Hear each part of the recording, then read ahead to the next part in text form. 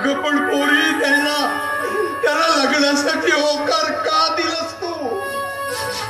बाबा त्यांनी सुद्धा सर्जरीसाठी लागणारा सगळा खर्च देण्याचं कबूल केलंय. अगं पण त्यासाठी त्याने लग्नाचा सौदा केलाय तुझ्याशी.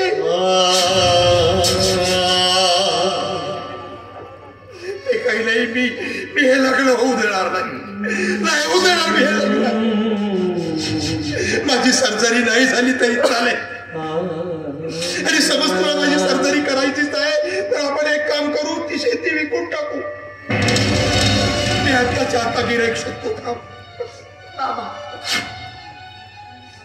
बाबा माझ्या आईच्या कष्टानं कमवलेली ती संपत्ती आहे आणि ती विकायची नाही असं आताच थोड्या वेळापूर्वी तुम्ही मला वचन दिले, आणि मला माझ्या बाबांचं वचन मोडायचं नाहीये.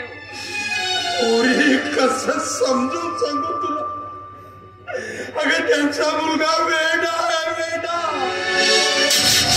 आणि त्या वेड्यासोबत कसा संसार करशील बेटा तू? मला माहिती आहे मला,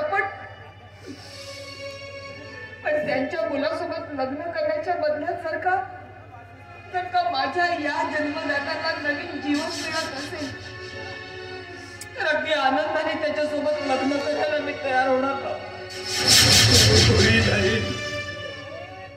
तुझ्या उभ्या आयुष्याचा प्रश्न आहे बेटा.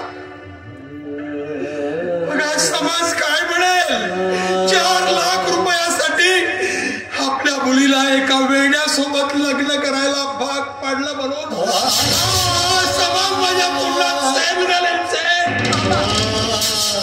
आपल्या समाजाची चिंता करण्याची काहीच गरज नाहीये तुम्हाला.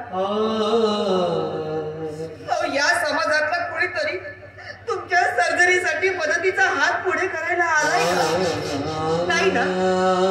अगं असल्या समाजाची तमा तुम्ही का म्हणून बाळगता? त्या वेड्यासोबत कसा संसार करशील बेटा?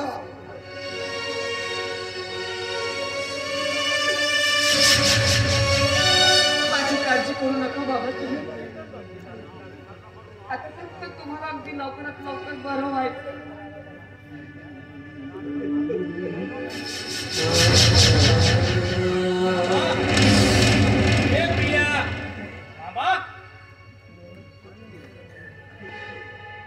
तुम्ही एकदम असे शांत का आता? म्हणजे नाही, मला बघून तुम्हाला आनंद झाला नाही मामा? नाही मामा, मी काय फसायला आलो नाही, एक आनंदाची बातमी सांगायला आलो तुम्हाला. अरे हो, पण मी आता मात्र सांगणार नाही. त्यासाठी तुम्हाला आधी मला एक वचन द्यावं लागेल. हो, तुमच्या प्रियाचा हात मी माझ्या हाती देणार. हा म्हणजे मी जावई म्हणून पसंत नाही का तुम्हाला? श्रीकांत, तुला माझ्यासोबत लग्न करायचं आहे ना? आता हे काय विचारणं झालं, मी लग्नाची बोलणीच करायला, मागणीच करायला आलो इथे. मी सुद्धा तयार आहे, पण माझी एक अट आहे. तुझी कुठली अट असेल मला मान्य आहे. तीच ना की लग्नामुळे तुझं एज्युकेशन अर्धवट राहू नये? नाही. मग कुठली अट? मला 4 लाख रुपये हवे आहेत. या अगं, ही गंमत करण्याची वेळ नाही. ही गंमत नाहीये श्रीकांत.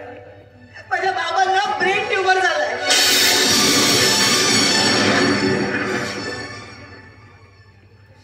आणि त्यांच्या सर्जरीसाठी शक्य तेवढ्या लवकर मला हॉस्पिटलमध्ये ऍडमिट करायचंय.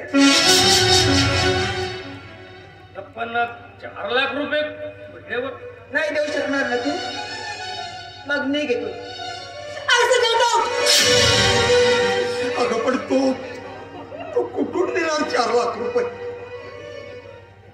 बघ बेटा, आईच्या बोलण्याकडे लक्ष देऊ. नाही मामा, प्रिया खरं तेच बोलते. आज खरं तर माझीच लायकी मला कडून चुकली आहे. प्रिया, जर तुला 4 लाख रुपये हवे होते ना, मग मला आधी सांगायला पाहिजे होते. मी स्वतःला हात ठेवून तुला 4 लाख रुपये आणून दिले असते. नाही, तू तशी संधीच मला दिली नाही. बरोबर आहे ना? कशी देणार संधी? कारण तू लबाड.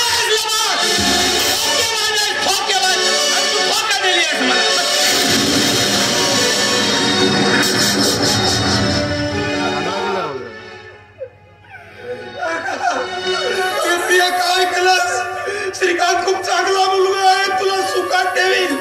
नक्कीच त्याच्यासोबत सुखानं संसार करशील तू. प्रिया माझा ऐक, प्रिया